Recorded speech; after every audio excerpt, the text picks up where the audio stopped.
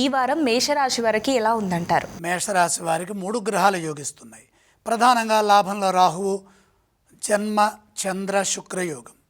ఆర్థిక అంశాలు విశేషంగా ఉన్నాయి. అనుకున్న ధనలాభం సమకూరుతుంది. నిర్ణయాత్మకంగా అడుగులు వేయండి. ఉత్సాహంగా ముందుకు సాగండి. మనోబలంతో నిర్ణయాలు తీసుకొని వాటిని అమలు చేయండి. సకాలంలో మీ కర్తవ్యాలను మీరు నిర్వర్తించండి. ఎప్పటి పనులప్పుడే పూర్తి చేయడం ద్వారా కలిసి వస్తుంది.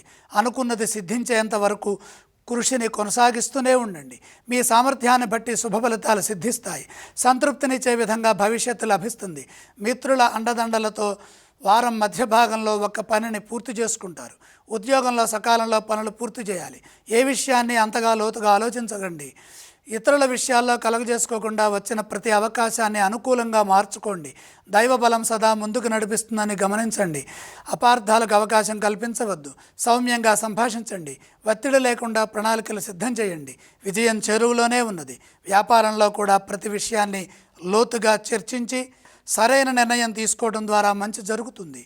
ఒక శుభవార్త ఆనందాన్ని ఇస్తుంది. కుటుంబ సభ్యుల సహకారం సంపూర్ణంగా లభిస్తుంది. ఈ రాశి వారు ఏ స్తోత్రాన్ని పఠించాలి? మేషరాశి వారు తప్పనిసరిగా నవగ్రహ శ్లోకాలు చదువుకోవాలి. అలాగే ఈ రాశి వారు ఏ ఆలయాన్ని సందర్శిస్తే మంచిదంటారు?